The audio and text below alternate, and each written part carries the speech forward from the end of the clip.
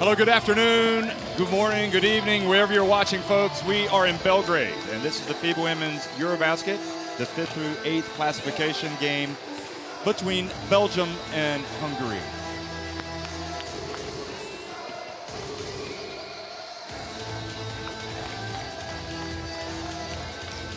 Well, Belgium came within seconds of beating France to advance to the semifinals, but gave away a late three-pointer. And the game went to overtime and they lost, so they suffered heartbreak. It was a cruel defeat, but certainly Belgium had only themselves to blame after missing a lot of free throws. Nevertheless, they can salvage their EuroBasket women's EuroBasket campaign with a win over Hungary today, at least getting into one of the Olympic qualifying tournaments for next year. Also Russia and Sweden, they'll be coming up next. And then, of course, the two semifinals, France, Great Britain, and then followed by Serbia, the hosts, and Spain.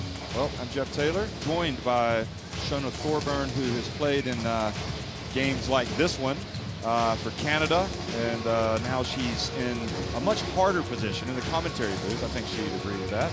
Shona, this is it's a very important game for both of these teams. It is, and you kind of mentioned it. It's almost nerve-wracking watching this game and knowing what's at stake. And I'm not taking away by the semifinals that are going to come up this evening, Jeff, but this is huge for both these clubs. Like we said, Belgium haven't been to an Olympics. The last time Hungary went was in Moscow, you said? So 1980. They finished 4th as well.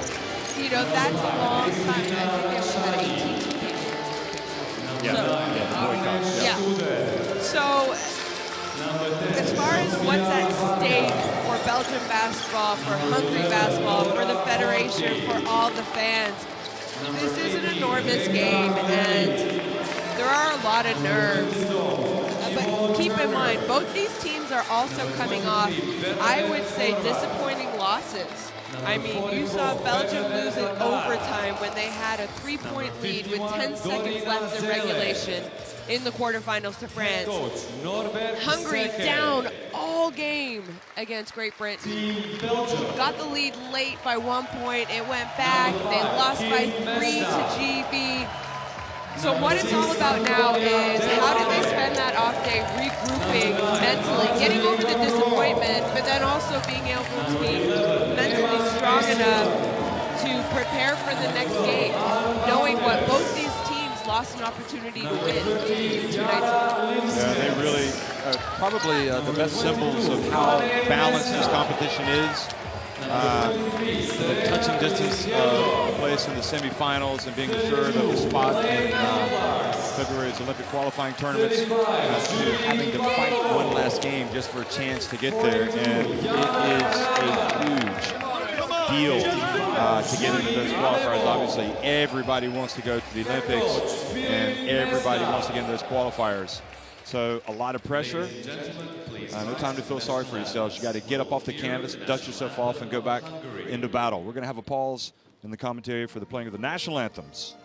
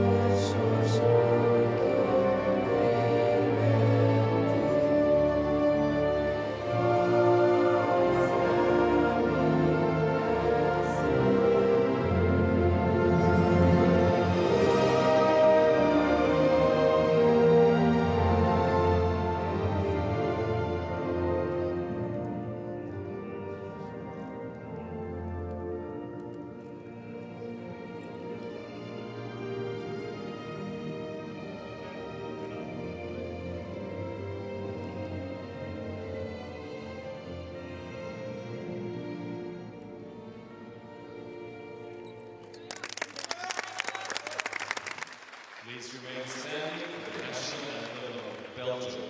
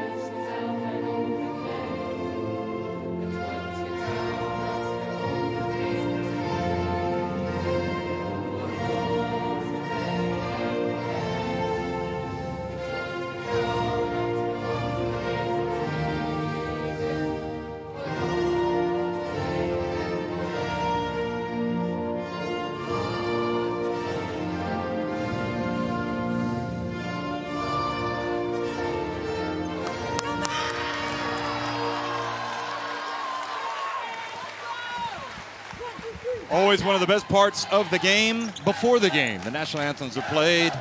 The patriotic fervor, that's what it's all about. Represent your countries, and the players and the coaches all know each other, embrace it mid-court before they square off in what is a vitally important game. And that's why we have the best calling the game. The referees today, Martins Kozlowskis in the middle, Jelena Tomic from Croatia on the right, and Igor Matejek from the Czech Republic.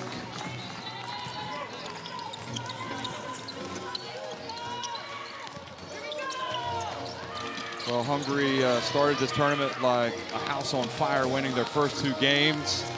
They didn't even have to win their third. They already had a quarterfinal spot clinched. And Norbert Sakay, I think his team wondered maybe if they would have rather played that qualification for the quarterfinal to keep the rhythm. Deborah Debay, Rakshani, the captain, Studer, important at the playmaker spot, Varga, Horty, Von Turner, Bernadette Hattar, Dorina Zele there on the right, so it'll be Studer, Rakshani, the captain, Turner, Hattar, and Zele in the starting 5.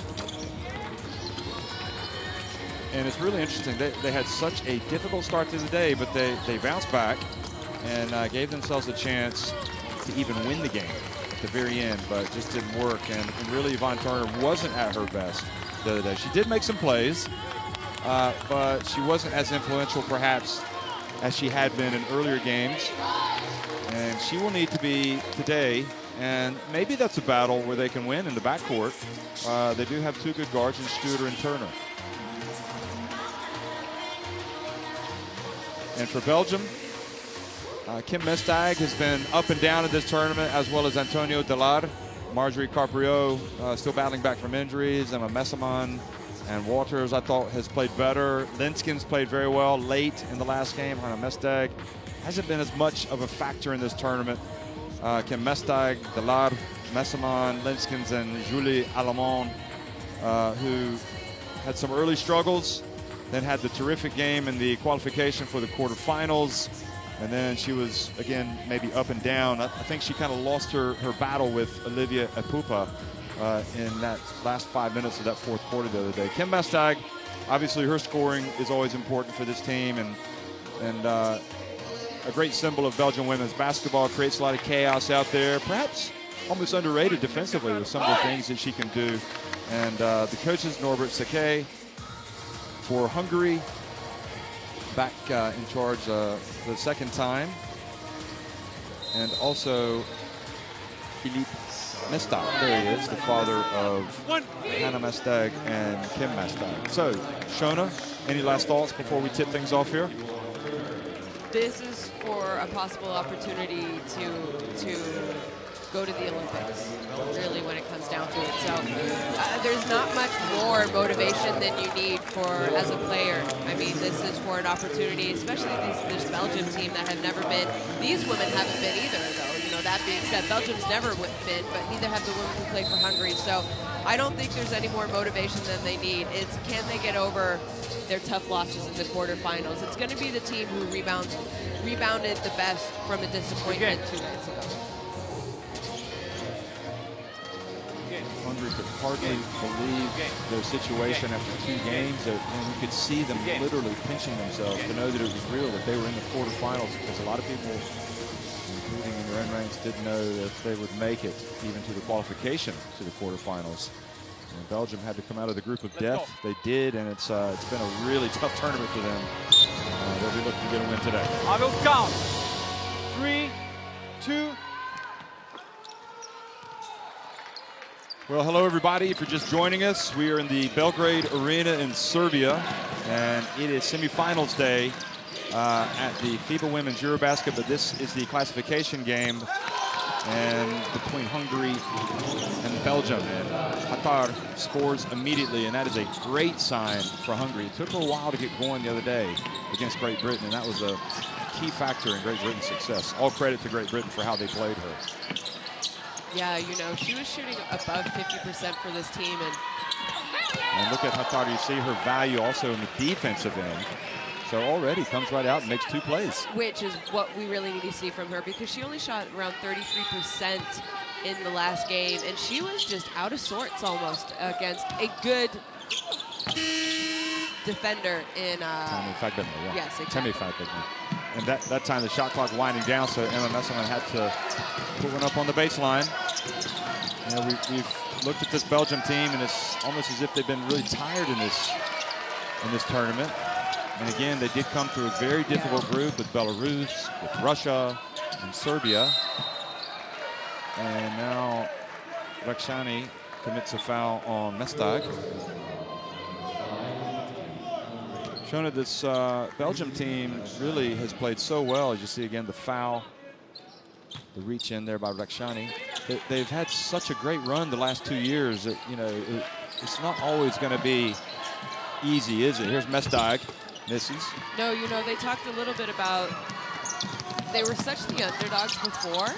Oh, well, that was way too easy for Yvonne Turner. Someone with Yvonne Turner's speed, you need to pick her up and slow her down early, because you can't let her go full court transition. And now the turnover into the hands of Turner. She goes behind her back.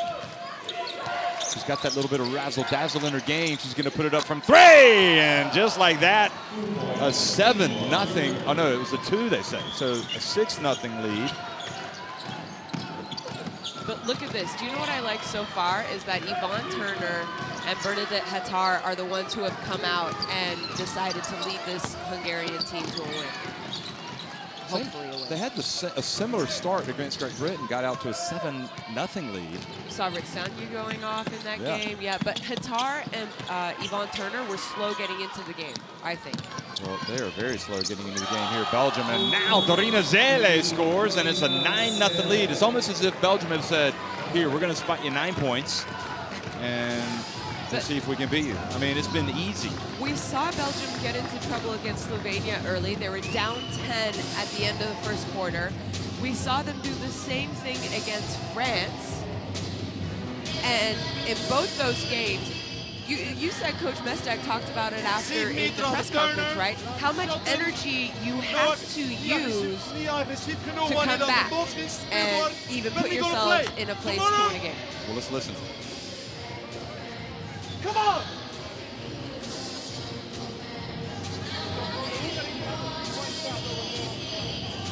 Well, I think you got the gist. Right? Four side. He had a Hakon in the ball. Right? After we have this with 1. Cam, you set the screen. Emma goes out. At the end, Emma into the ball. Set the screen. Attack on your right hand. Make the pop. Hungary 4-6. Belgium have yet to score. Come on. 1.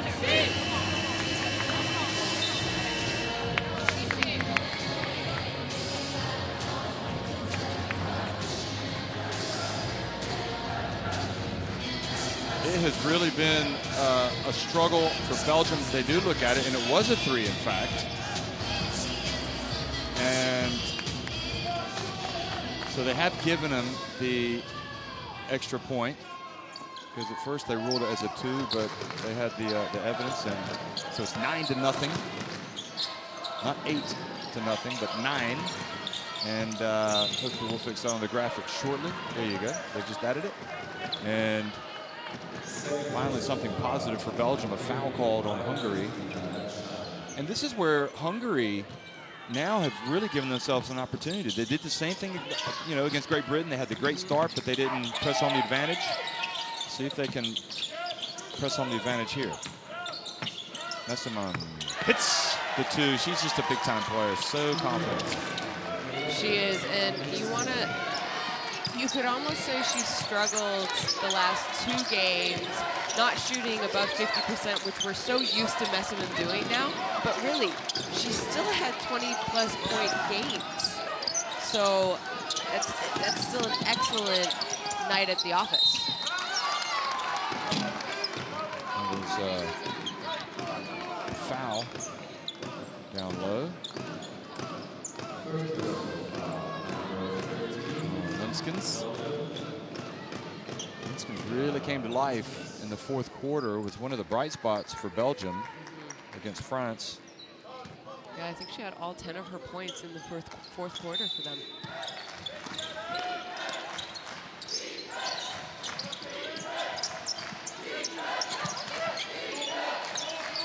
You know, there's a big difference being the underdogs, like Belgium were for the last 2 years, and then now kind of having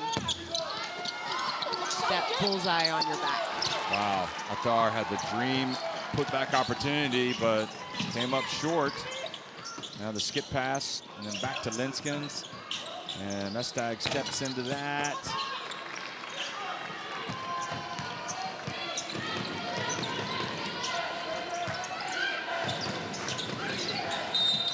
Ballard reaches in, and it's called for a foul on Turner.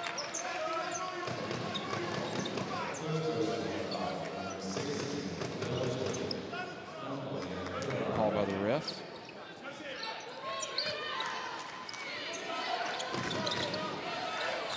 Studer inbounds it to Turner. Here's Turner again. Oh, just dumps it off to Attar, who kind of makes a mistake by bringing the ball down, but is able to get it over to Rakshani. She catches the ball up high and just is able to turn a little bit. She's got a layup. She's that tall. Linskens in the lane. And now Studer. So Waters is going to come into the game for Linskens. And now Studer misses. And again, some opportunities here for Hungary that they're not taking.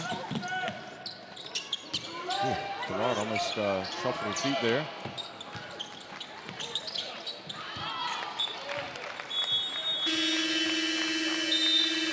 Okay, so Julie Van Loo and Ann Waters are coming in for Kim Mestag and Linskens.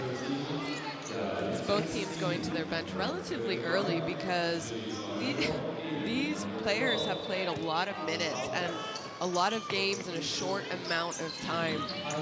And I won't be surprised if, especially during long parts of this game, we're going to see fatigue set in.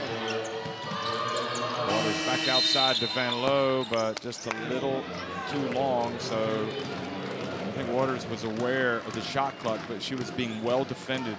Was it Dora Horty, I think? So, veteran.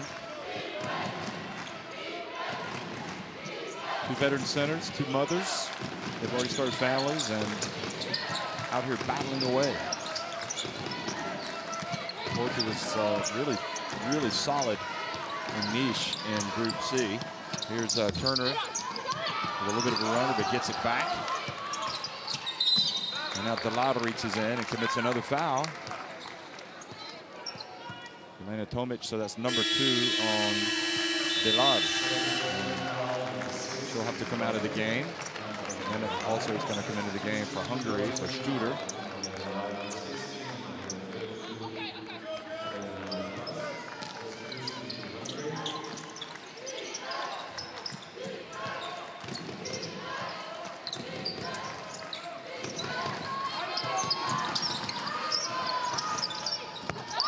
Horty with the turnaround and in the lane there. 11-2 now.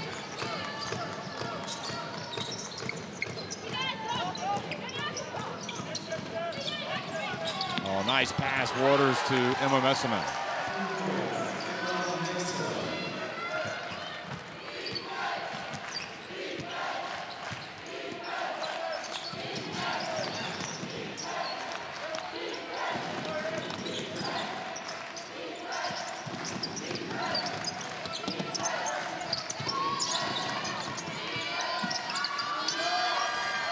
Zele.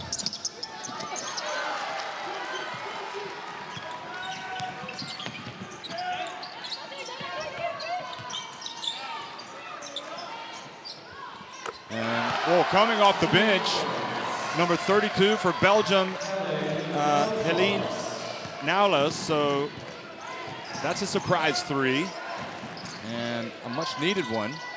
And now Hungary again missed with a drive. And remember, they were up 9-0. And Belgium are coming back into the game following the introduction of the three players from the bench. And that's a good sign for Coach Philip Mestag. He knows that his players are tired. I mean, we talked a little bit. They came out of an incredibly difficult group, Group D, group of death. They got a win over Belarus, a close win over Belarus. Again, kind of a close game against Russia. They lost the game against Serbia. Had that qualification game. Slovenia gave them a run for their money. I mean, large parts of the game, you thought Slovenia was going to be able to pull up what would have been considered the upset, but you know, Belgium kind of were able to gather and were stronger down the stretch. I think some experience came into play for them. Well, and the problem that really killed their chances against France, missed free throws, has already reared its ugly head with Julie Alamon missing a couple of free throws. But Rahman reaches in, disruptive on defense, but not able to pick up the ball. So they will keep it at this end, but a little bit more life now for this Belgium team. It's interesting how the bench is providing a lift.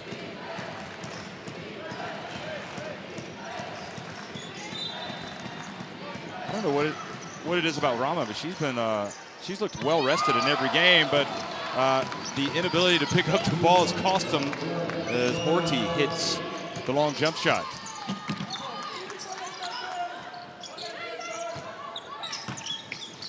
And low.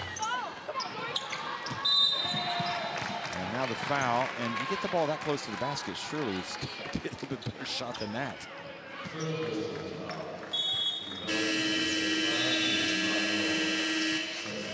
You know, we talked a little bit about some of the injuries that Belgium have. Keep in mind, most of these teams, they don't talk about the injuries that come in and, you know, people are hurt. We don't hear about it. We kind of, you know, you hear stuff through the grapevine. And I think Belgium have struggled a little bit with undisclosed injuries. Maybe they didn't get the kind of training camp they wanted. Oh, good drive, Dubé lays it up and in.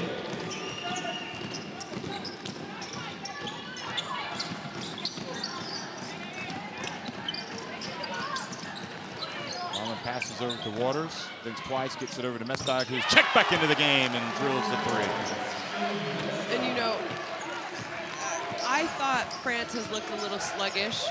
Spain definitely had until their last game in the quarterfinals. Belgium haven't looked like the same team. Keep in mind, these players went from playing in the World Cup to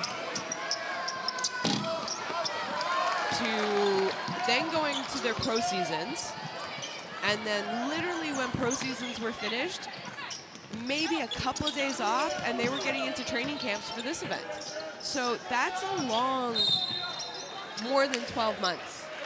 They haven't had a lot of time off. A few days at Christmas, maybe a few days here and there, but no significant time off to really let your body recover and heal. And that's why, in my opinion, I think some of these teams haven't looked like the teams we maybe expected, and traditionally how they do look in a France, in a Spain. And you know, that could be a reason why. Horthy knocked it away from Waters, but then Varga missed the layup, and really it's, you know, you can't say it enough. You got to go under control and you got to finish those layups. Those are important points that Hungary have let slip by.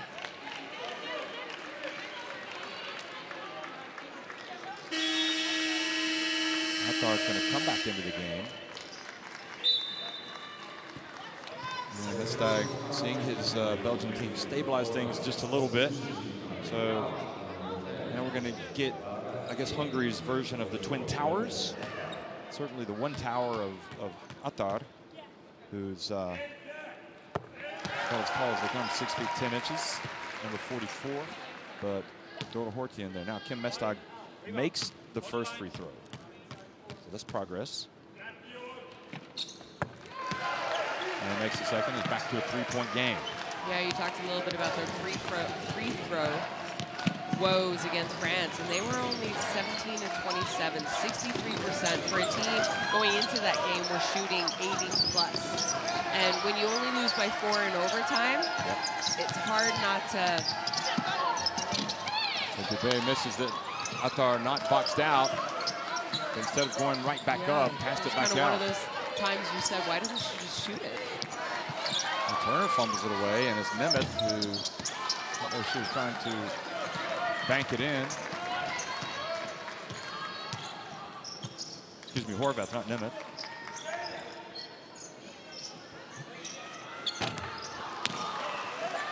Rahman misses from the arc. Now Turner explodes and scores. Nobody picked up Turner. Like a layup drill. It's already her second transition where she's taking it coast to coast, and like you said, no one's even. Someone with her talent and her speed, you need, if she gets the ball in the backcourt, someone needs to be on her, and then you also need 2-3 people helping. Waters surrounded, and the shot by Mestag. She catches the ball, and now a foul, or is it stepping out of bounds as Horty went down. Turner's going to go out. Watch this. See, here's Turner on that previous trip down the floor. So I guess Mestag actually must have just stepped out of bounds.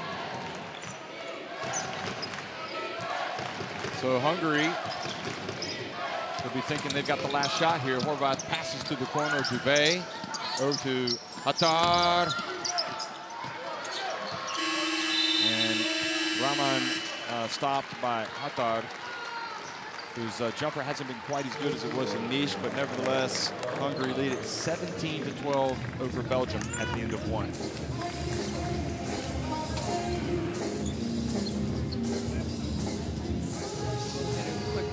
At the end of first quarter. There you have it, 44, 29, 17%, 33%.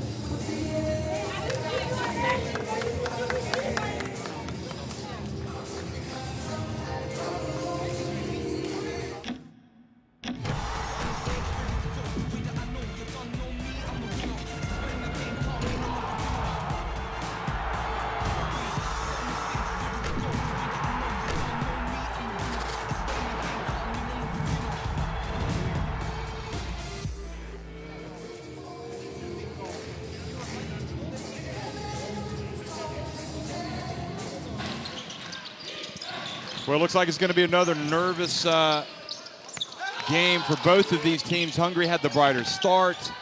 Belgium came back, but then Hungary restored a little bit of a cushion. And again, it's, you know, opportunities are there for both of these teams. Sometimes they're taking advantage, sometimes they're not.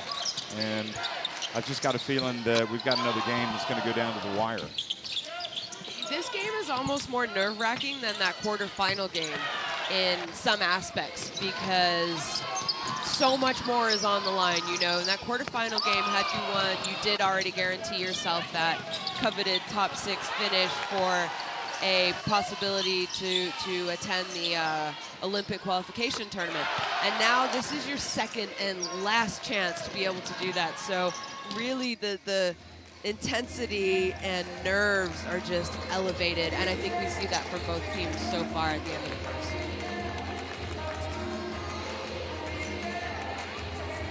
Looking on from the bench now, catching a breather. Another solid season with Chopron in Hungary.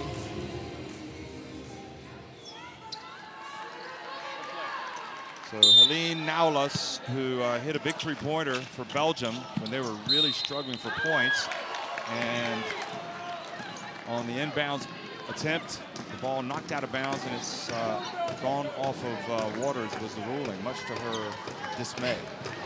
And you know, now because they go to the video review, here you get to see it. I mean, tough call. All the players are requesting, you know, go look at the video, but Can't do it till 2 minutes at the end of the fourth quarter.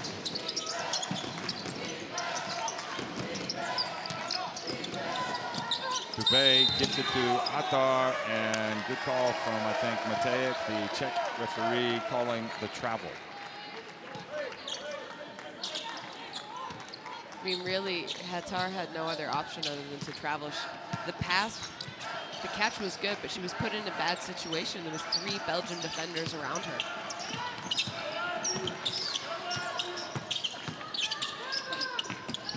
Rahman goes down the lane. Well, I think maybe she could have taken that one all the way. She was looking to deliver the pass to Waters. Turned it over. Forti, and Rahman has it, Rahman knocks it away. And then Forti reaches in and fouls Helene Naulis.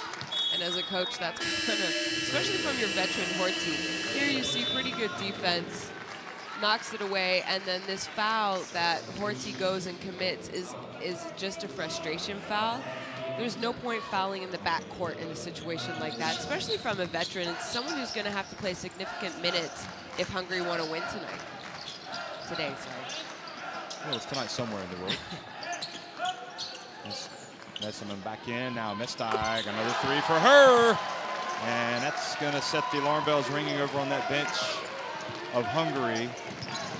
Her second 3-pointer reduces the arrears to 17 to 15. 8 points for Mestag.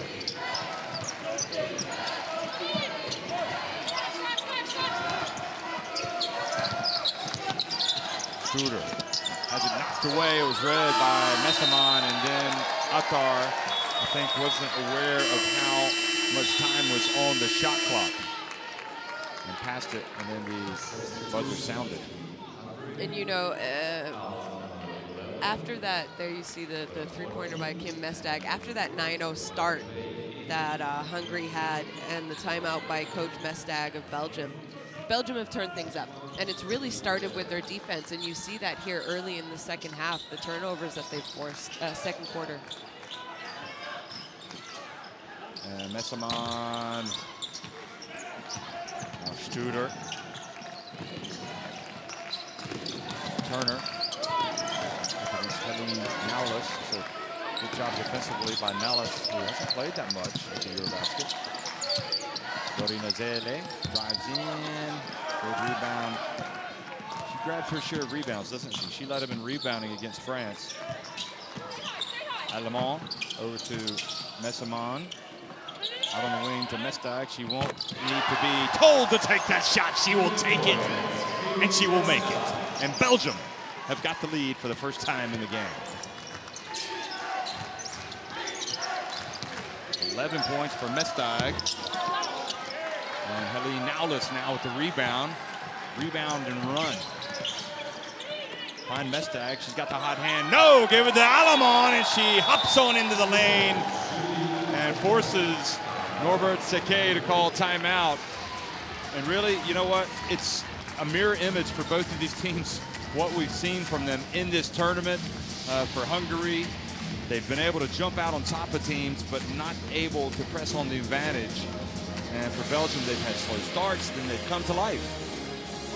Yeah, I think Belgium had almost a little bit more to lose in that close game against France, and you know, I think they were really hurting after that game, so that might have been why we kind of saw the slow start from Belgium, and now they've got into their groove. Now they're starting to play the way that we saw them play the last 2 summers.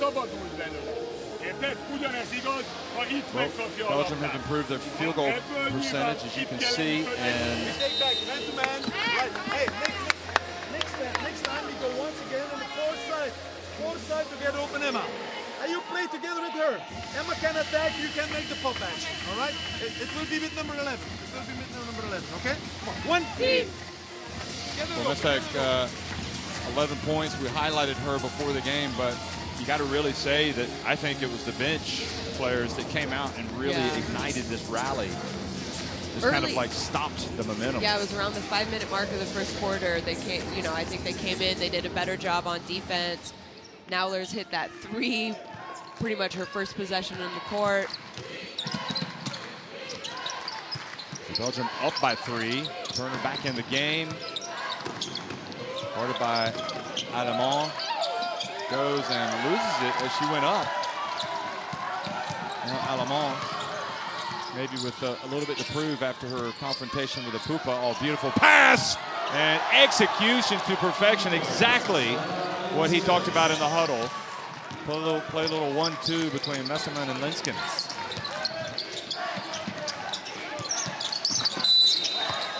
And now an offensive foul, and Hungary are starting to fall apart before our eyes.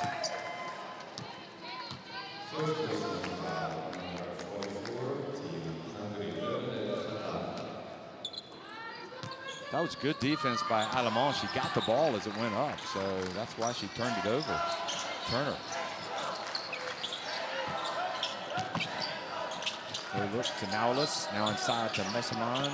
Bounce pass to Linskens, and fouled from behind by Turner. I think that's probably one of those, could have been all ball jobs, but because she's coming from behind, she might have got her on the right shoulder. And especially where the referee was when she made the call, like you said, coming from behind, and that's what she saw.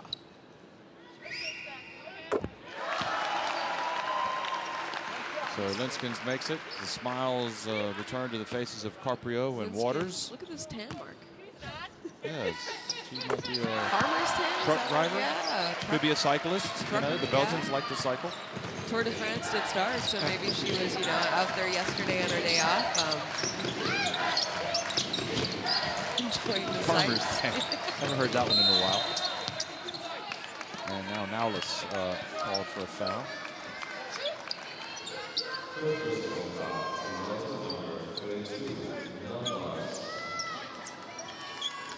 Well, Helene Naulis, not sure who, saw her coming in and making a big impact in this game, but there's always an X factor. There is, and the good teams have that person who can come in off the bench after not having played in a couple games as well, or playing very limited minutes.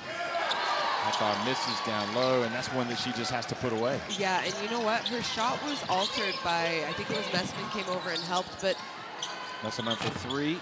you mentioned this before, Hatar has a height advantage. I think if she just gathers and shoots with confidence, doesn't try and rush it. Turner just handed the ball away. Linskens hustling up on the break.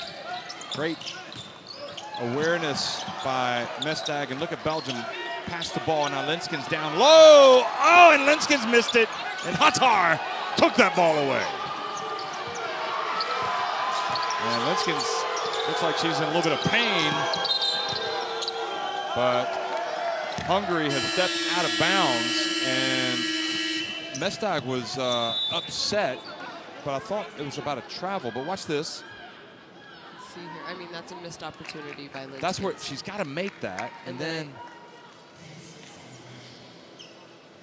she grabs her back, so I don't know if she didn't get an elbow. It could be that she just fell hard. Yeah. Ooh. I think it was the fall, yeah.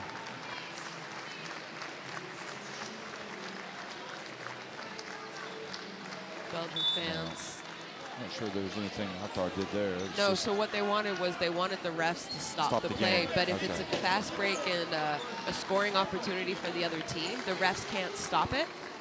If it's for the other team, You saw the Linskens numbers, but looking at Hatar, tell me something. Why doesn't she just dunk the basketball? She's big. She's big enough. She is, and she's athletic. She jumps. You see her jump on rebounds. Really, I think she maybe needs to, an area of her game that she could work on is probably strength. I'm not sure she really has the strength to battle with bigs who want to, push down low. Oh, beautiful pass from Messerman. Waters coming in, and it's like somebody's flipped the switch for Belgium. I mean, their passing game is working now almost to perfection.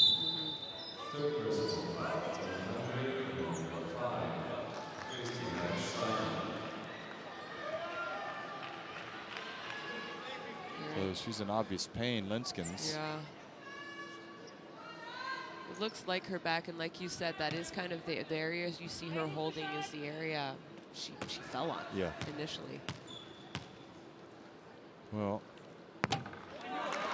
Waters misses now, so free throws a little bit of a problem. 4-7 already.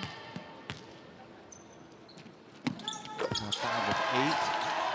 I think Waters has made more free throws in her career than she's missed. Nobody's perfect.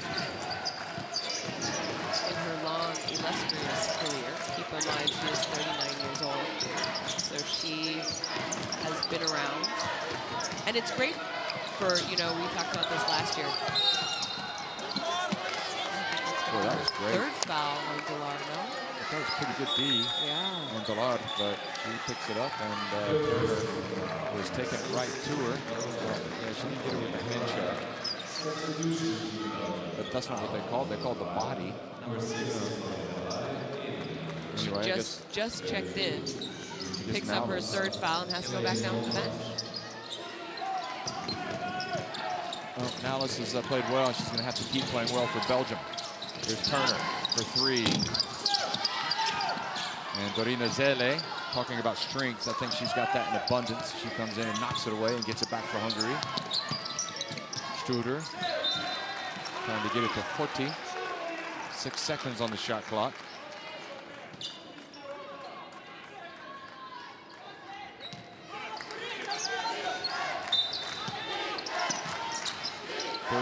Points this quarter for Belgium, 0 for Hungary. They've yet to score in the second quarter. Zelle gets blocked by Messamon. Messamon, I tell you, she's just got the star quality, doesn't she? I think she might make the all-tournament team or the All-Star 5 if they win this game. She certainly I think will she definitely get some consideration. Yeah, she will have some nods for sure. The pass intended for Horti, but Rakshani's wasn't quite on the same page there. This is incredible. Since leading 9-0, Hungary have been outscored 25-8, excuse me. 25-8. Haven't scored this quarter. Messamon into Rama. Oh, beautiful pass, Rama. A little touch pass over to Hannah Mustag, who missed the wide open 3, but Rahman gets the rebound and passes it back out to Alamont.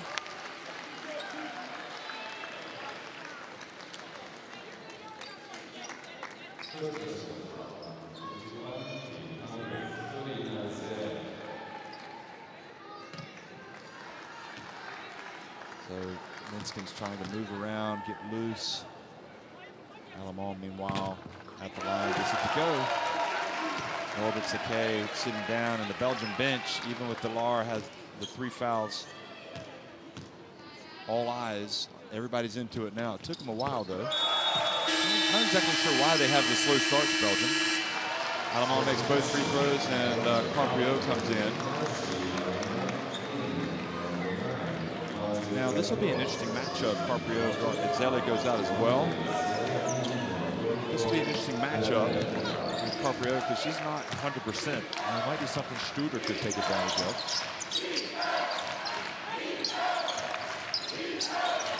Here she is. So she goes past her. Oh, offensive foul on Turner. It's at least 2. Or is it on Horti? It's on Horti, yeah. Okay. Here. I mean, you know, you're told to. Oh. No, surely that's on Turner. Yeah, she was the one that pushed. So Turner with 2 fouls. Spin. Messamon back outside. Good job, Belgium, not forcing it. Carpio, a little bit of showtime. Nope. Over to Nowlis. Little runner. Gets it back, Nowlis, and takes it back out to Messamon. Pump fake. And she misses the jumper. And Turner does a good job saving it in bounds for Hungary, who are still searching for the first points of the second quarter. Horty battles down low, and they've got it. That was desperately needed for Hungary.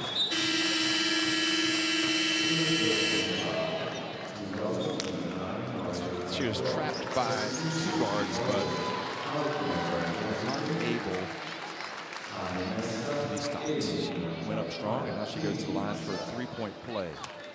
You know, they had only attempted 7 shots in this quarter, but they had 8 turnovers in this quarter alone, in the first 7 minutes. So, It's not been good. no wonder they haven't been able to put any points on the scoreboard. At least they've got 3-point play there to get it back to 7. If they get a stop here, they'll have another chance to carve into it, but a beautiful pass by Carprio, who takes a little bit of a knock, goes down, and 2 shots coming for Carprio. They're not going to count the basket, obviously. Just imagine how good Belgium might have been at this EuroBasket if Carprio and Julie Van Loo, we think, had not come in here with some knocks. Because it is as plain as day that Carprio is not 100% fit. You got to tip your hat to her. She's out there battling, trying to give them something. And I guess she'll be, if they get to the Olympic qualifier tournament, she'll be in the mix, won't she? Yeah, I mean, she has for quite a while now been a staple of this national team program. I think she accepts her role. You know, she's coming off the bench to someone younger. She does bring them something a little different. Deborah Dubé puts it up from deep, and Nowless rebounding and is fouled by Horty. I might say you got the 4 Olympic qualifying tournaments that'll be held next year, next February, and it'll take a top 3 finish to get to the Olympics. Although Japan and USA, Horty, that's her 3rd foul. That is crucial. USA have already qualified as the winners of the Women's World Cup and also host Japan, but they're still going to play. Yep. So if they're in their groups, they will take one of those 3 spots. But you would so think it's 4 that groups of 4 teams. Yeah. Top 3 go on, so you have your 12 teams for the Olympics. Yeah. So I guess you don't want to be in a group with Japan or USA. Because, well, I mean, I'm not sure who the U.S. might send. I imagine they're going to send what could be an Olympic team. It remains to be seen. Mestag. Rahman with the rebound. Good pressure there by Hakar, so Rahman wasn't able to wrap it up.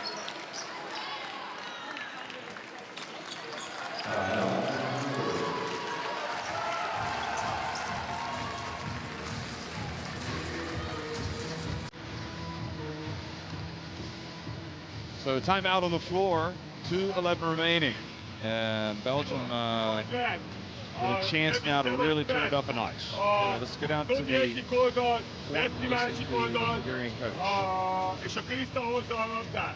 Jó? Ki kell Ivon menjen el a Betty oldalára, de ha a másikra megy, akkor is a Betty megy pick and roll-ra. Hungary still with the 9-2 advantage in fast break points. Tehát Dodi, tehát ha ide jön, nyilván ő megy. De ha oda jön a te oldaladra, ürítsd ki és gyere föl passzolóba.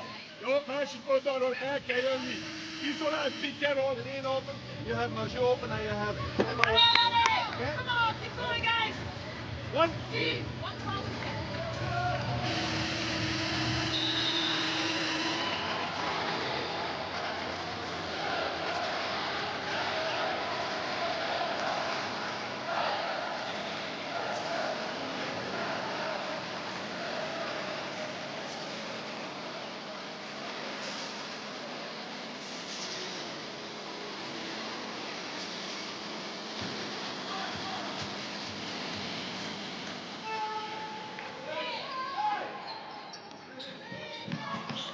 They inbounds the ball to Rakshani, And very important 2 minutes here for Hungary as they try to cut it into this deficit before the break, but coming right out, a foul, and I think so the foul has been called on.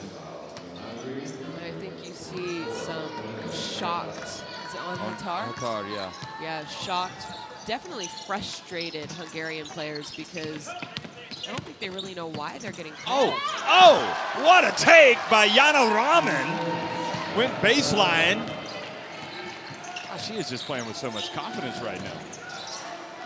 The handoff.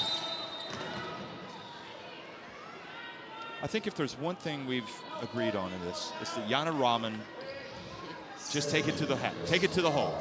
She's at her best when she's doing that, isn't she? I mean, look at that. Yeah, you know, especially the games that you have seen that we've commented. When she settles for the three, I don't think it's the best offense for them. And she's a lot more productive when she attacks the basket, either scoring or making the right decision with the pass. Well, ball goes out of bounds, and it just is going from bad to worse for Hungary.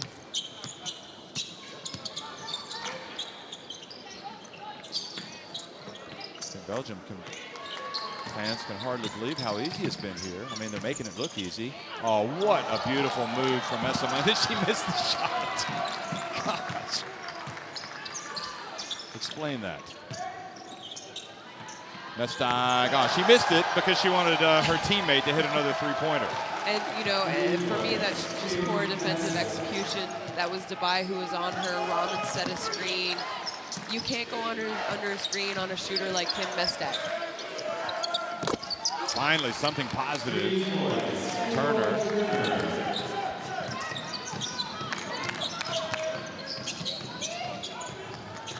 Well, it's been a real mixed bag for Belgium at this FIBA Women's EuroBasket. They probably could have had a better record. Lost some close games. Obviously, the close one to Serbia and the close one to France. Oh, showtime from Carprio. The bounce pass to Rahman. And Rahman says, give me some skin. Look at that. She's going to go to the line for two. Look at this. Oh, my gosh. That was around three Hungarian defenders. Look at this. Have you ever done that? The coaches I played for would have pulled me out of the game if I tried that. But Mestag just lets her go. You know what? You accept the good. You accept the good and you accept the bad about some players. And you and I have done a lot of the Belgium games in the last 2 years. And there are some times when Caprio has attempted what I would consider an ill-advised pass, where you can make a simpler pass, let's say that, and it's led to turnovers, and sometimes... But that was actually the right play. It leads to two. Yeah, you know what? She couldn't have made a simple bounce pass or a simple pass. Exactly. But it's also a lot easier to do those kind of things when you're up 36-23. She actually gets an assist on that, you know. Yeah. She made a free throw. You have to make one or two to get the assist, and Rahman with 2 for 2. That's called injecting a little bit of flair into the team. Marjorie Carprio goes over to the bench and timeout. Dare we say, however, this thing is not over. Still got 20 more minutes to play. Obviously 19 seconds here. And we've seen enough out of both of these teams to know this thing isn't over. When we have 7 seconds, you start to move to set the screen. Not early, all right? Not early. Yana, hey out to the ball, all right? Because I want Emma on this side, right, with him. El kell rotálni a másik oldalról. Nagyon gyorsan. Oké? Nagyon gyorsan, hogy vegyünk már el egy labdát. Ha lapos van, ne felejtsük el a bumpolást. Ha üres játékot játszanak, akkor figyeljetek arra, hogy mezőny váltás van. És a Zsófival is lehet válni.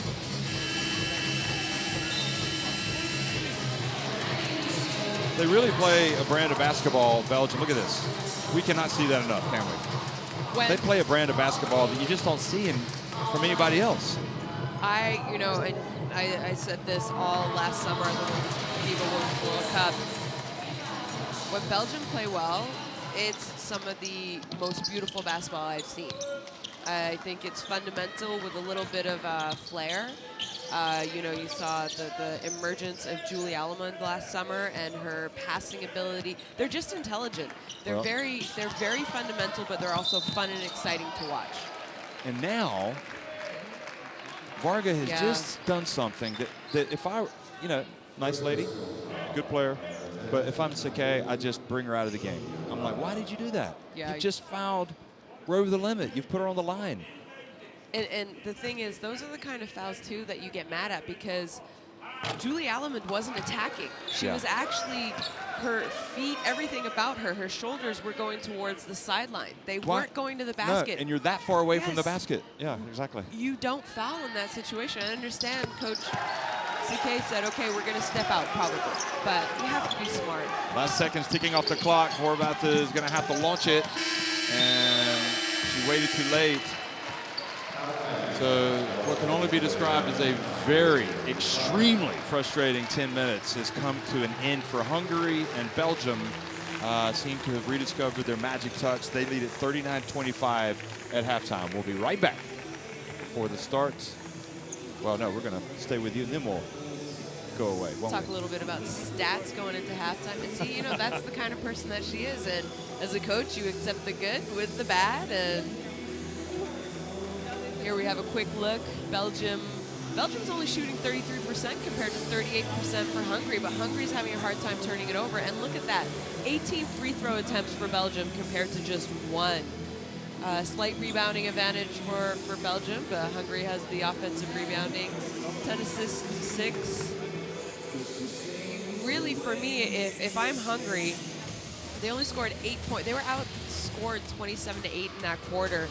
And they had 0 turnovers at the end of the first quarter, and they finished that with 10 turnovers. So really it's all about defensively. I don't think they did a great job defensively, and they put Belgium to the free throw line. They gave Kim Mestag was just able to get hot and stay hot because I don't think they played great defense on her three-point shooting. Turning the ball over, not executing on defense and then they had a hard time taking care of the ball and getting good looks on offense, and that's why we've kind of seen, at the end of the second quarter, Belgium run away with a 14-point lead. I mean, if halftime came at a good time for this Hungarian team because I think they need to go into the locker room. Coaches need to huddle and figure out, they need to make some changes, and this is the opportunity and the time in the game to be able to talk about those changes and make them. And I don't think Hungary is going to go away. You have a special player in Yvonne Turner who started the game great.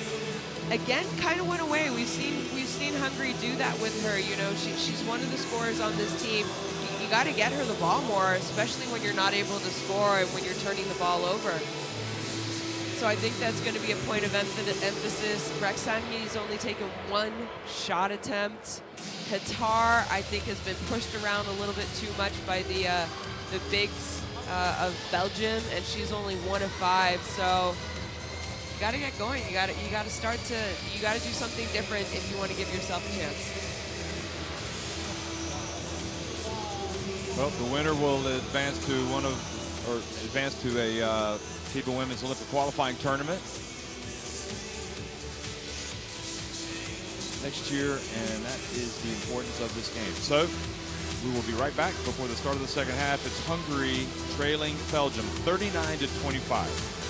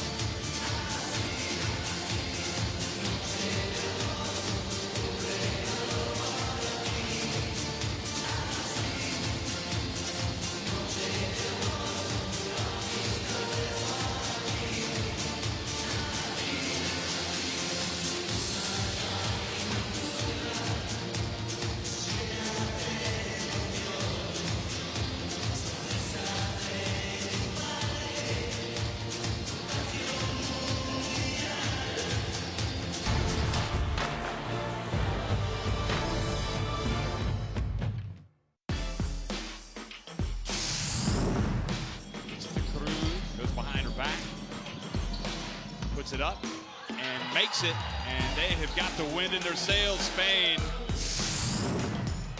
Messina brings it across midcourt, and she takes the bump, and she's going to get a three-point play opportunity.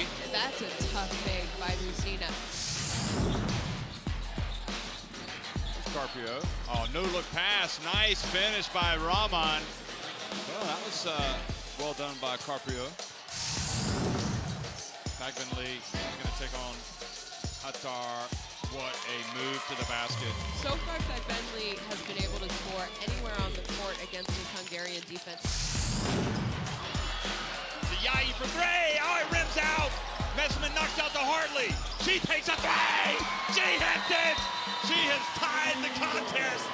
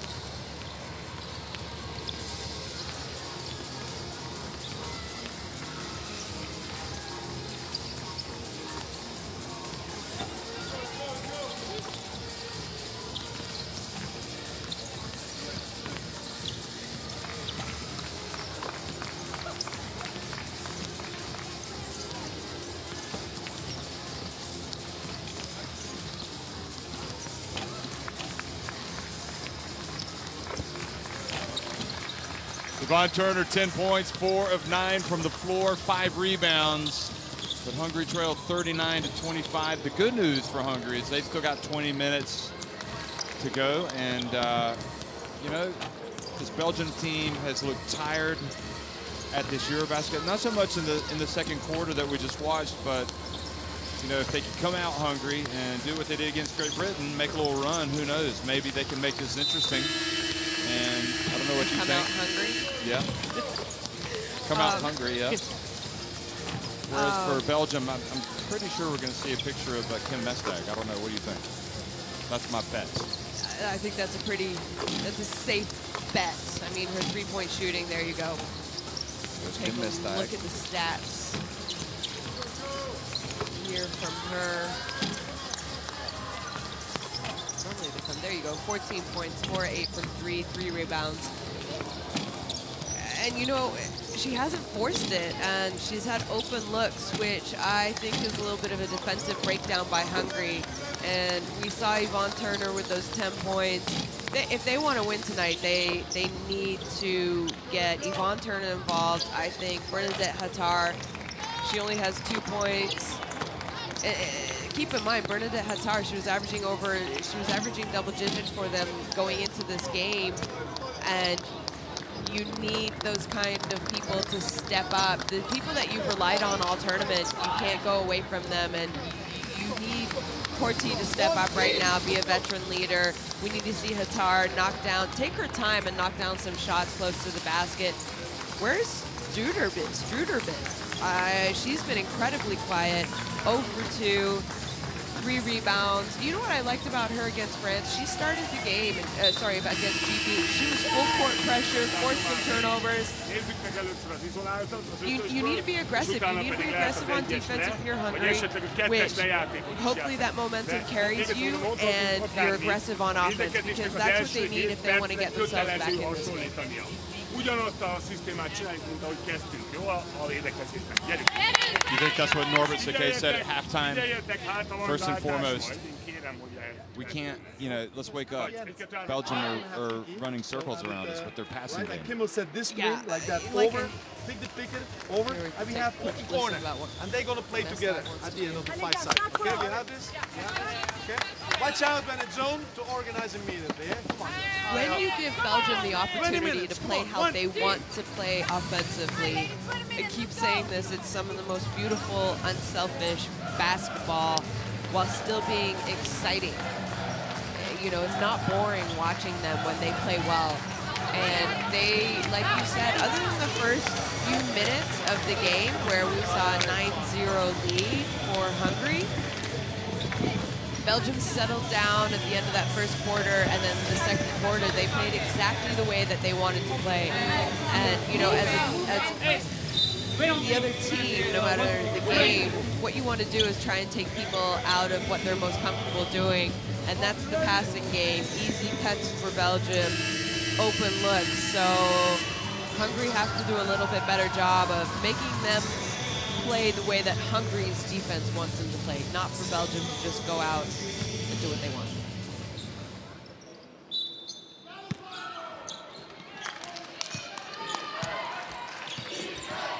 Full quarter underway. Hungary starting with possession, and Turner comes out, launches a 3 and misses, and Naulis, who's been one of the best players for Belgium in this game. And that's good news. I mean, they've got to start. I think that's an area where Belgium need to get better. They need more depth. Here is the penetration, the foul. Yeah, you talked about Naulers, who got the start at the beginning of this third quarter over Delart because of foul trouble, and I mean, not because of that. I mean, she deserves to start because I thought she did a great job. What's good to see is we have Linskens back in, and she went down with that hard fall and the hip injury, we think, or lower back injury. Yeah. And that's much better. Okay, there's a foul from Zele, and that's much better aggression from Hatar coming over and just saying, listen, don't bring it in here. But my concern is that only 34 seconds has gone by, and Hungary already have 2 fouls. Yeah. And yeah, you need to be aggressive, but you need to be smart aggressive. Of course, Belgium, it remains to be seen if they'll make their free throws. Bounce pass, beautiful, and Linskens didn't finish. Good effort by Zele, perhaps just a little bit to put her off. Linskens has to wake up. There's Zele. And Hatar putting the pressure on Messaman, and it'll be Hungary ball.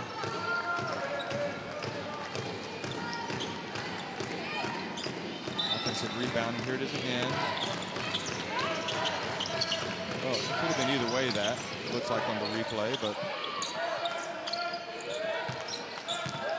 Hungary will take anything they can get right now. Next time, tough assignment. Oh, Turner just went right around her, but didn't miss the shot. Now Linskens falls down again, and the ball this time is awarded to Belgium. Linskens seems to be still not quite at her best.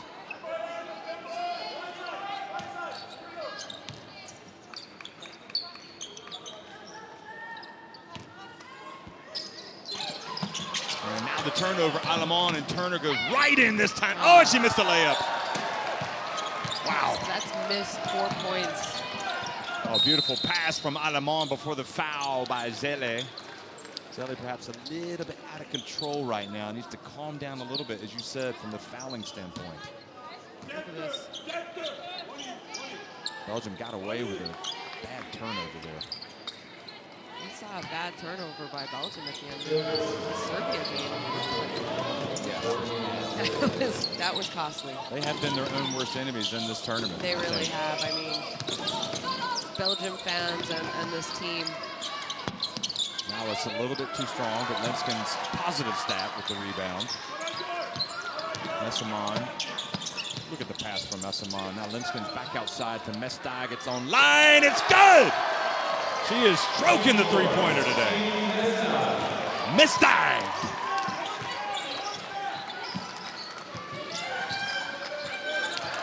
Now the turnover, and Naulis ahead on the break, followed by Hattar, and perhaps wisely brings it back out.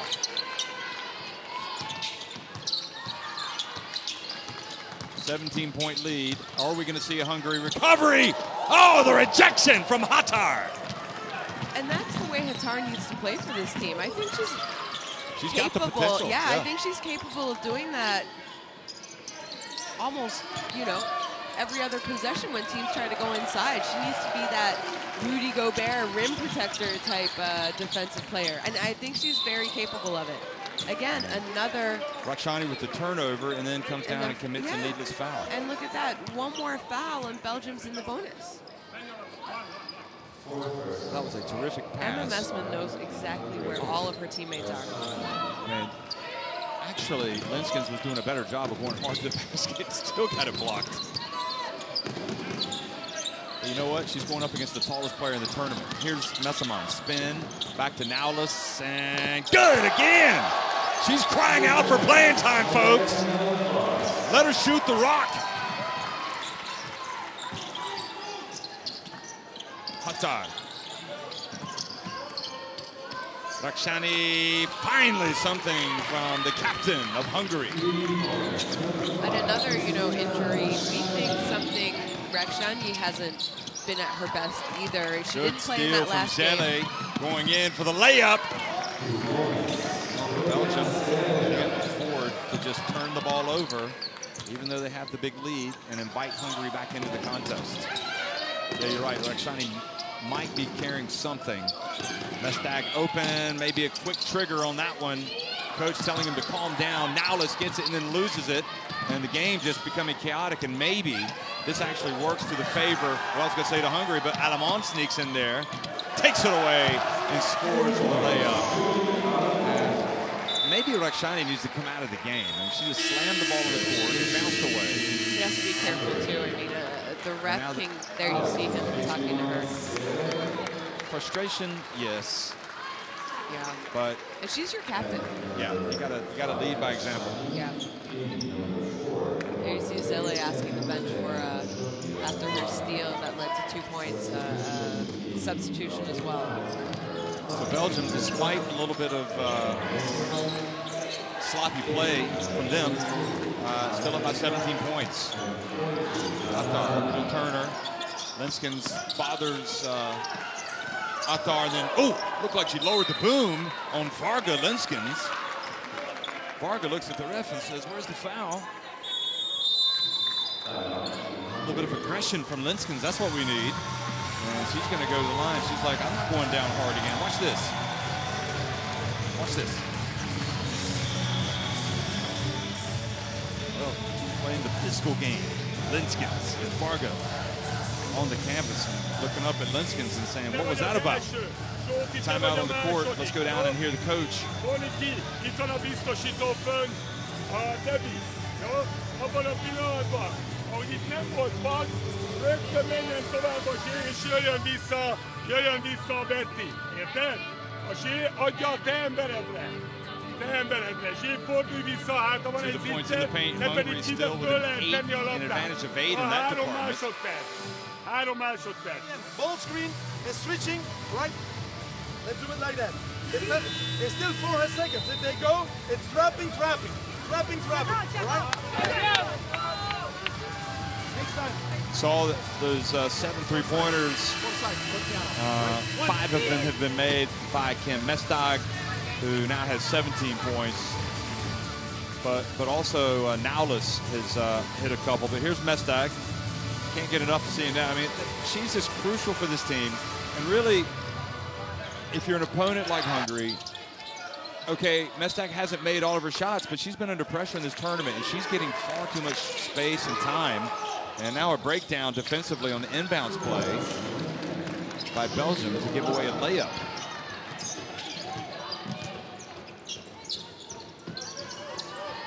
How did that happen?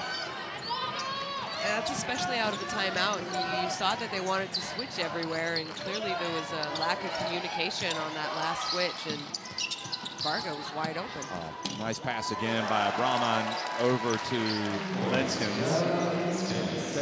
You know, this Belgium team, if they get into this qualifiers next February and they come fresh and healthy to the qualifiers, look out, they might find themselves in Tokyo and they will be dangerous. Now the pass over to Alamon, who gets inside, puts up a tough shot, and she is fouled by Dubé.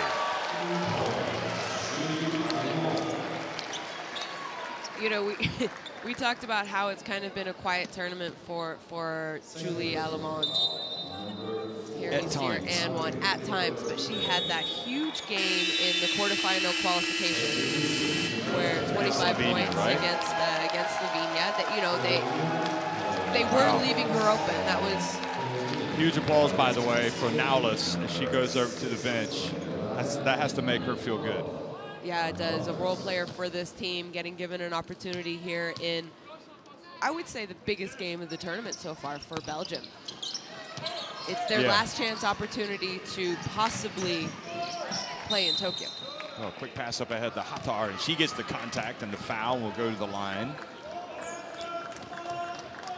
And despite the 19-point lead, I think Belgium would be well advised to keep playing intelligently as much as possible and don't get careless. Dalar, meanwhile, back in the contest, as well as Hannah Mestag. Qatar drills that one and makes it 51-34, so 2 makes for her at the line. Now Dalar, see if Belgium are able to continue this passing game, which has been so effective. Brahman, guarded closely by Varga. Good job by her. And Mestag goes baseline. And good read there by Dubé to knock it out of bounds. Just 4.5 seconds on the shot clock.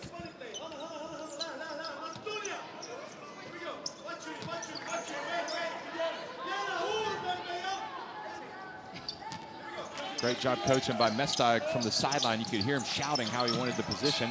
There's Hannah Mestag, leans into one. Now Turner. And Turner misses. You know, you feel like if you're hungry or maybe against the clock right now, you want to rush things, but again, you still got to be under control. Rahman almost had Mestag back door, but Mestag didn't go in the end. Here's Alamon to Waters. Dillard wide open, short, hit the rim, and Alamon got the rebound, and will probably be happy just to run another possession here. Wow. Mestag drives in over to Waters and turns it over into the hands of Dubé. Attar drives in, misses. And another miss for Hungary, and Attar is just inexplicable. It's been a rough couple games for Bernadette Hattar, especially after that great 3 games in pool play. Wow. Again, another miss by Turner. She did all the great work, and the ball just would not go down. You know, I said this game was going to come down to who could kind of get over the loss mentally and physically the fastest. And I think maybe you're going to see a little bit of the experience that Belgium has over Hungary. Well, Alamon ripping the cords from the right corner to take it to a 20-point lead. She joins the 3-point shooting party. It's weird. You can't say that Hungary were not ready the last couple of games because they came out and they took early leads. But, you know, you had the opportunity to talk to the Hungarian coach in Niš, Serbia. And before the games began, you see Yvonne Turner with a double-double today, 10 points, 10 rebounds. And And, you know, before the game started, he kind of said this is sort of a rebuilding year for us. We've got good younger generations. We brought some of them with us to this tournament. And I think they were surprised that they finished first in the group play. Horvath for 3. I would, and I think a lot of people who have been following would maybe argue that Group C might have been one of the weaker groups in this tournament. Yeah, it was. So that's, yeah. Yeah, there's no one represented here from Group C after this game. They lost in the qualification for the quarterfinals. Yeah. Did Slovenia and Italy, and then Hungary lost their quarterfinals. So none of the teams have won a game since Group C. Turkey perhaps being the biggest kind of disappointment, although I wouldn't say surprise though, because I think Turkey has been a little bit on the way down. The last few years, to be honest. Oh, great effort by Messermann to get it back. They didn't have Hollingsworth, who in 2017, the women's EuroBasket, was, you know, in my opinion, a top 5 player during that event. She didn't have a great World Cup. Well, Hungary, whether they come back or not, I think they have the foundation, or the nucleus of players to build around, and they just have to get that experience and use this to make them stronger. And we know that at the under-17, for example, the Women's World Championship last year in Belarus that we went to, they made it to the final. So. No, Hungary have, I think in the last few years, the Federation have done a great job of supporting, promoting, growing women's basketball. You've seen it in their league play. They play about you know, the clubs there have really elevated, and there's a few clubs, a couple clubs in Women's EuroLeague. The famous club Chaperon, they have Euro Cup teams. All of these, I believe, if not all of them, most of them play in Hungary during the pro season. So it's a good league. It's a good country to be in right now if you're a women's basketball fan.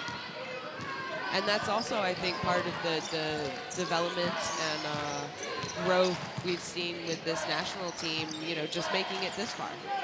Sorry, Hungary got to the semifinals of the 17 last year and ended up finishing 4th after losing a close one to Australia. But they were Australia were good, and that's nothing to sneeze at. I mean, that's a good finish in a tough tournament.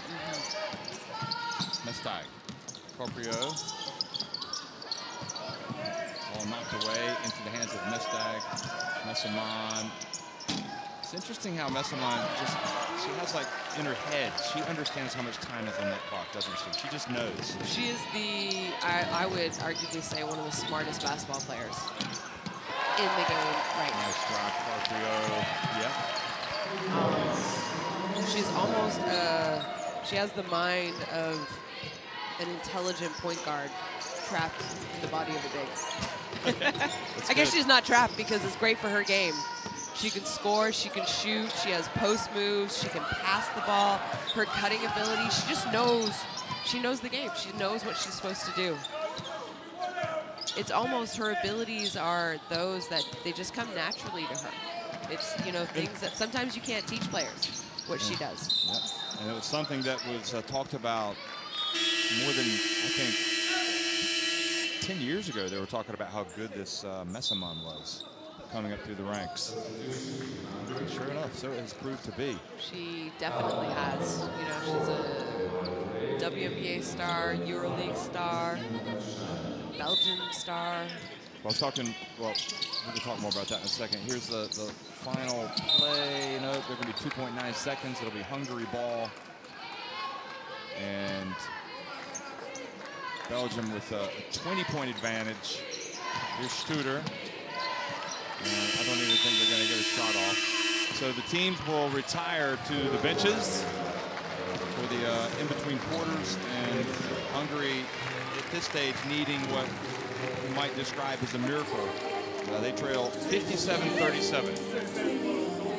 Nincs veszteni valótok, a dobásokat jól szelektálom, bátran tegyétek meg továbbra is. I mean, really it just comes down to, I think Yvonne Turner had 6 points, missed opportunities. There you see it, 38, 32. Neither team shooting the ball incredibly well. 8 and 19 is great for Belgium. You expect that from the three, but also with the free throw attempts. Do it like we want. So this is giving the ball to us.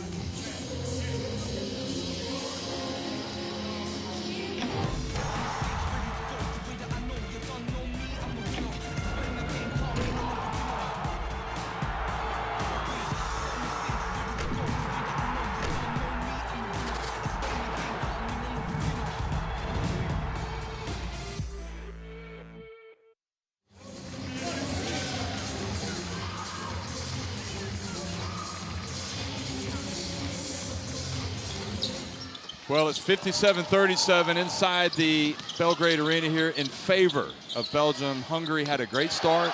They led 9-0, forced Belgium to call a timeout. And since that point, it's been all Belgium.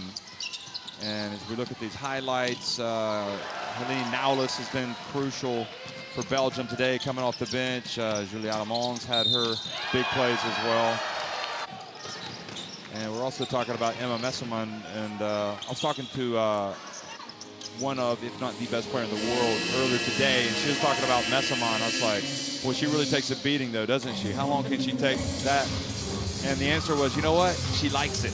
She invites it. So maybe we've seen her get beat up a little bit, but maybe she just knows how to cope with the pain.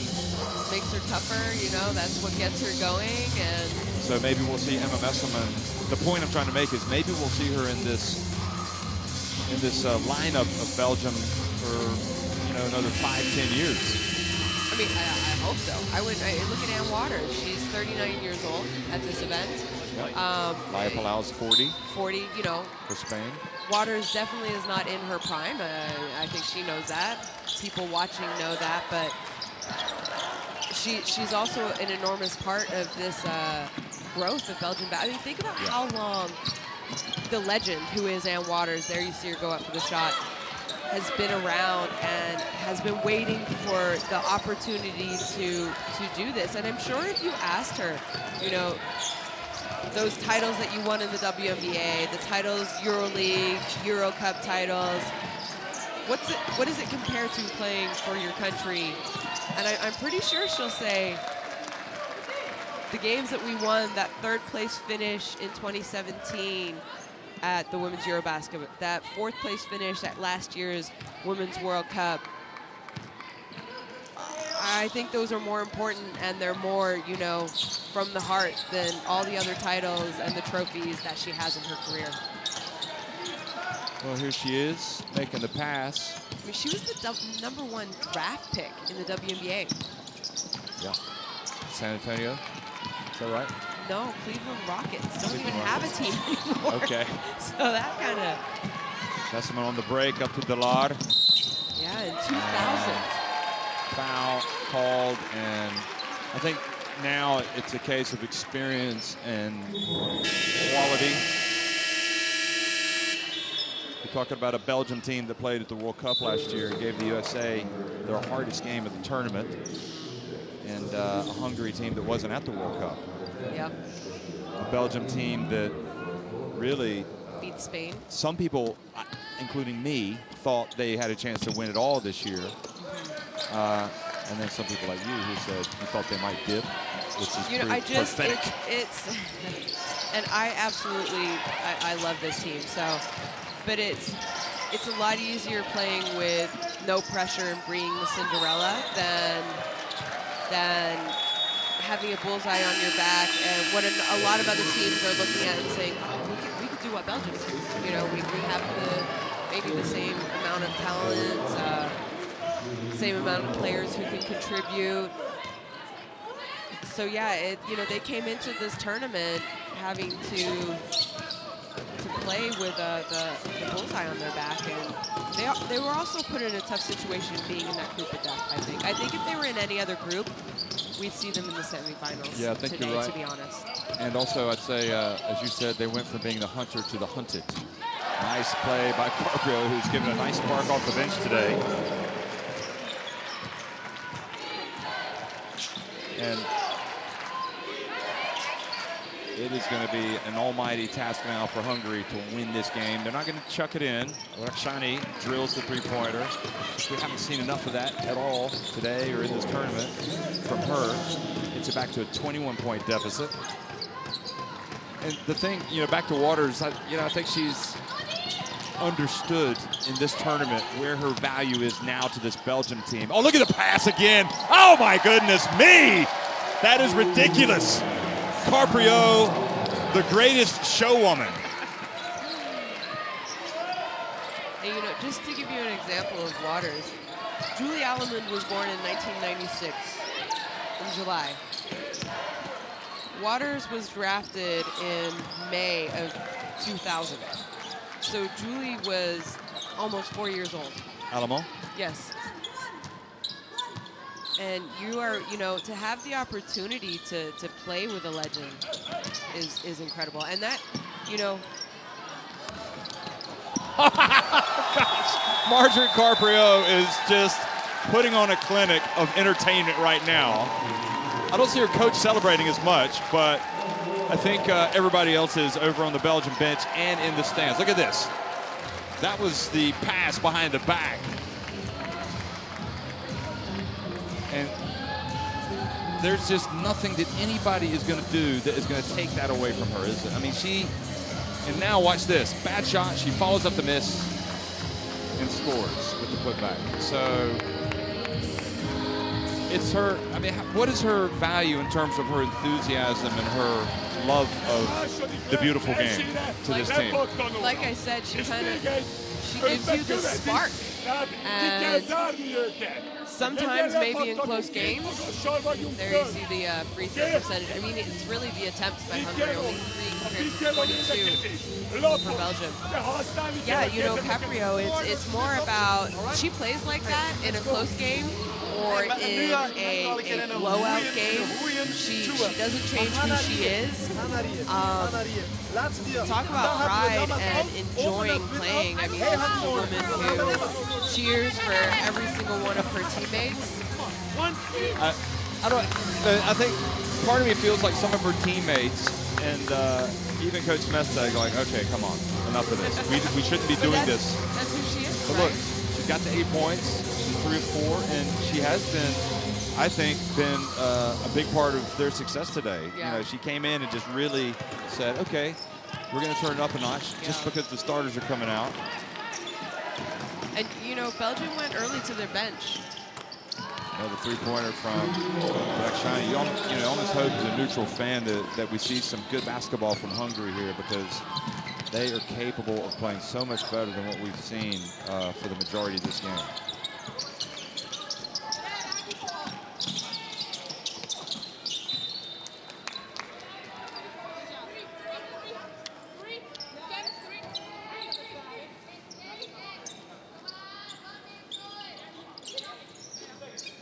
I think in a way this performance by Belgium probably is going to leave a really good taste in their mouths from this tournament. Here's the drive, and Messamon perhaps opting the difficult route. Could have made it a little bit easier, but then she hustles back and forces the steal. And then she couldn't quite get hold of the ball to make the pass, so Nowless is back in. Has to get up and hustle back down to the other end of the floor.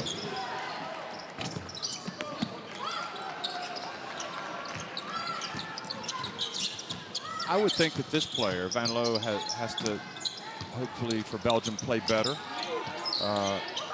Moving forward than she has at this tournament. There's an alley-oop pass! And Ann Waters still has it. Good pass from Mestag. They were just playing with all types of flair today. You know, you talked about Van Loo. She's only 26 years of age. So, you know, I think people maybe expected a little bit more contribution from her in this tournament.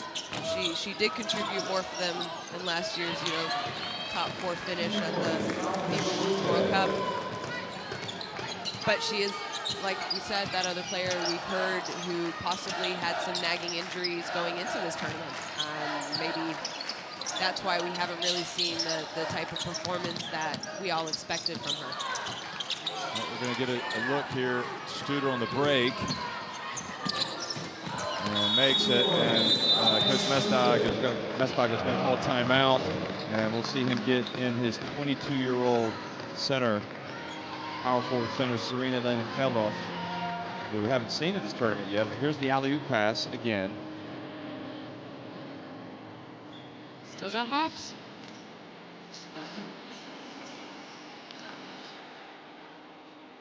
When you see the players smiling like that, you know that it's going to be a happy ending for them. So our shirt. So I'm gonna put Serena over here. So like that. Kim, you go in. You go over Serena. Pas het maar over Chiara. Serena, hij keer terug. And maybe on the catch, this is possible on your right hand to attack. Otherwise, you keep the ball. Well, that come assist, back, and you will play the alley-oop pass was one of 17 assists for Belgium.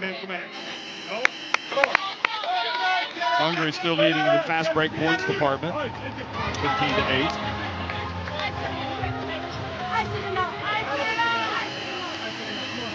So we'll see part of the future here of Belgian basketball. Held coming in, and again another look at Carprio. She's kind of a cheerleader, isn't she? And just a lot of fun. She also plays 3x3. I watched her play at the European Championships in Romania once in 3x3. She was just played the game the same way. So she is on the bench now. Nowless off the back of the iron. Hungary cut it to 20. See if they can make further inroads. Rakshani turns and scores. Gets the friendly bounce over Alamont. And back to 18 points now.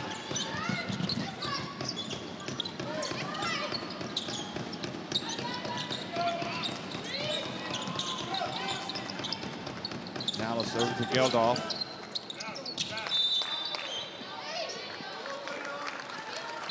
And you probably will expect a little bit of a mistake or two from a player who hasn't played as much in this tournament. This was the friendly bounce. If there's one thing that you have to say about this Belgian team, you've got to be able to pass the ball just like that. And Hattard goes in and is fouled by Geldof.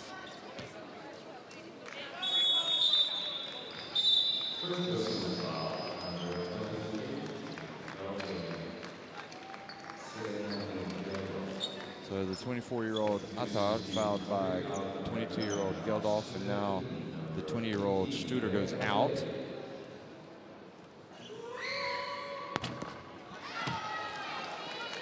And Hattard misses. And I know that you get the feeling with Seke he really wants to score to be more respectable by the end of this contest.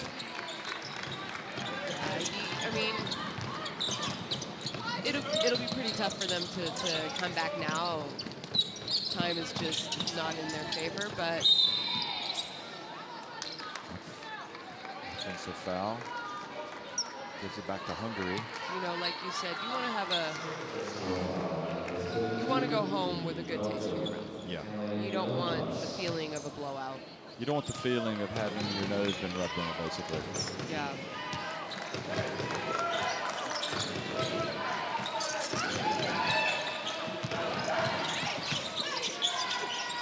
And the pass, Torino Zele, and now it's a 15-point game. And Messamon's going to go back into the contest, and Alamont fouled. As he drives in. Linskens is going to come out and be replaced by Messamon, and that was the foul by Hattard.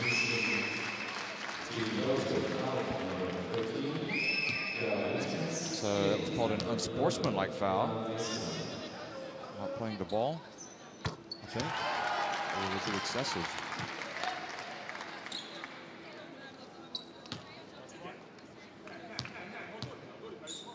refs didn't hesitate. So we've seen quite a few unsportsmanlike fouls in this tournament.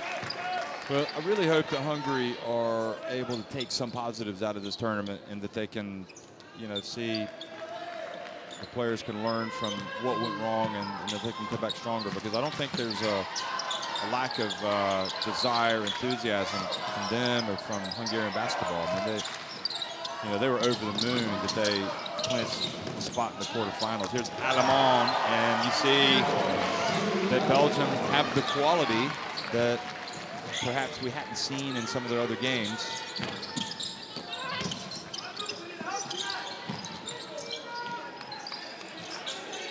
And those are the kind of rebounds I think Hatara is capable of giving them more of.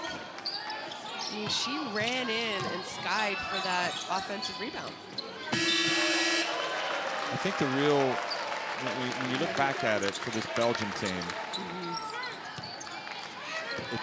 if you want to look for a bad loss, and on recent evidence, you would have to say it was a bad loss. It was the loss to Belarus, 69-61. Although Belarus have good players, and they have a lot of, they have some very experienced players that have played Olympic Games and whatnot. That was a game they really needed to win. What about that? The Serbia game, obviously, was heartbreaking. You remember it, and the turnover, which they had an opportunity to tie the game. Take the lead, I think it was, and so. Well, I'm not sure if you saw it, but they both hugged each other, Messerman and Mestag, as they walked off the court. They knew they had to come out and dig deep today and put in a good performance, and after the slow start, they did just that. Absolutely. I mean, this was the kind of basketball that you expect from this Belgium team.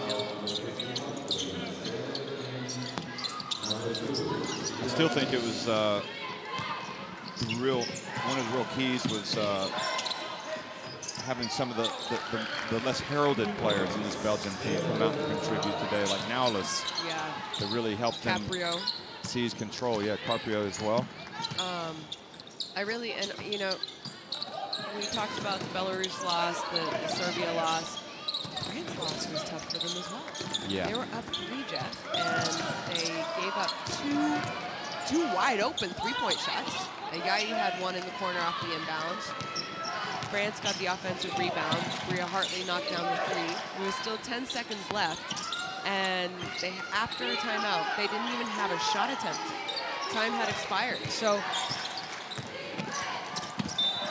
And you knew that going into overtime, momentum was just in France's hands. Yeah. You and I said, this might be it. France might come up with the win. And really, I would say the first 5-6 minutes of that game, France deserved it. But after that, it was all Belgium.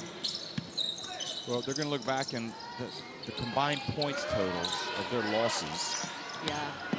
It's not that great. So they lost by 8 to Belarus, 4 to Serbia, and 4 to France. So 8, so 16 points, and one of those was even in overtime. But what I'm excited about is the walk there.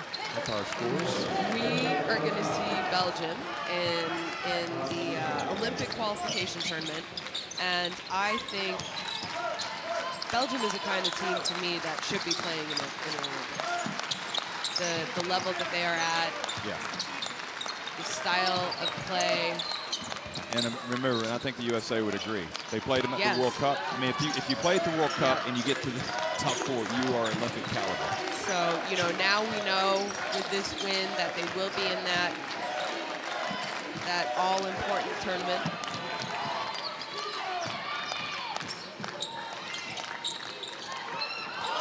And coming out, getting the block was Geldof. So she registers a positive stat. She's got the size to be a player that might be able to help them down the road. Carpio dribbles around. Knowing her, she's going to launch it. And put up an air ball. So that is the final. Belgium have done it. They have overcome some difficulties in this game at the start, especially to win 72-56 and earn a spot in one of next year's FIBA Women's Olympic qualifying tournaments.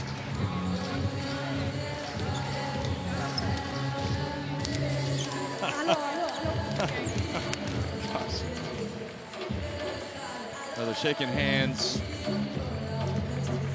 And Hungary, again, I just hope that they can take the positives out of this tournament. They clinched a quarterfinal spot early. They lost that one in heartbreaking fashion to Great Britain. You know, they were within touching distance of a spot in the semifinals.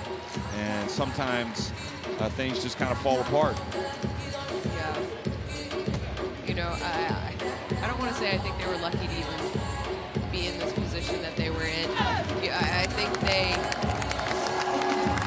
coming off that GB loss, I mean, they really missed out on an opportunity in their quarterfinal game that I don't think they from the beginning, GB deserved to win that game.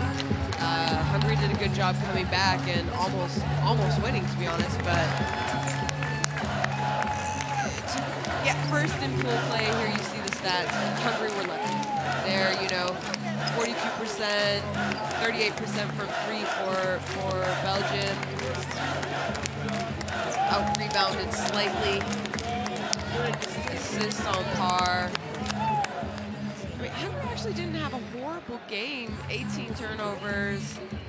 They just didn't get to the free throw line. They weren't as aggressive as Belgium were, and really what it comes down to was, I think, the defense of Hungary. They weren't able to stop Belgium. Like, here you see the leaders. Mestag with 17, Raksani with 11, who Turner didn't even score in that second half. So there you see Messman, not the biggest of games for her offensively, but look at that, 4 steals, 1 block. She still does everything for that team, even when she has a poor shooting night. I'm excited. I'm really excited, Jeff, because I want to see Belgium in the Olympics. Now with this win, you know that they are a top 6 finish at the FIBA EuroBasket 2019. So they will be in, they will take a spot in that Olympic qualification tournament for a chance to be playing in Tokyo in 2020.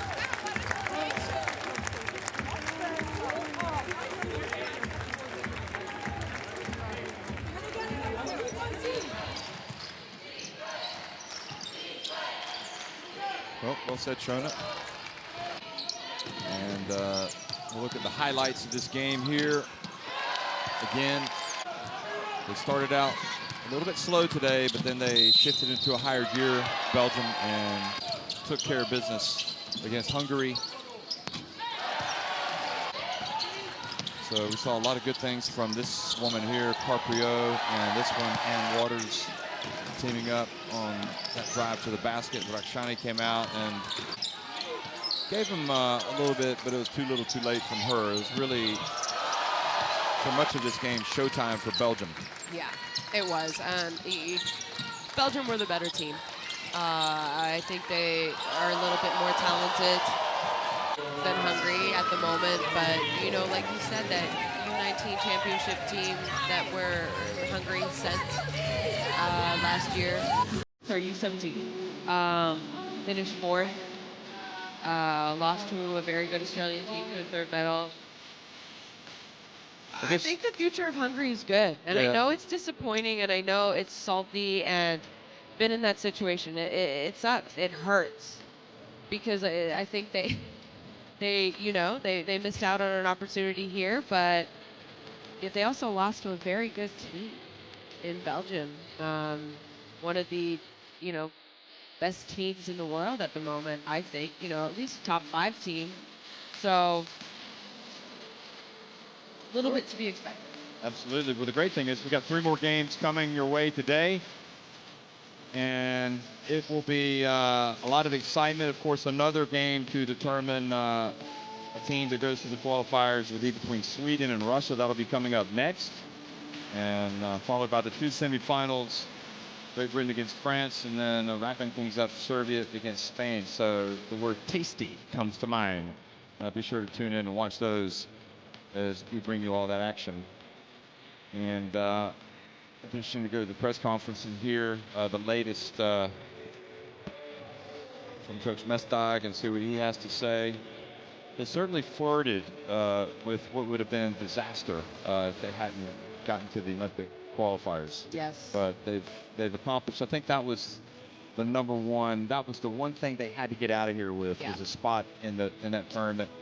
And then they can look back and think, you know what, we were still competitive. We could have won more games. We could have gotten to the podium had we maybe had some better decision making or shot some free throws better.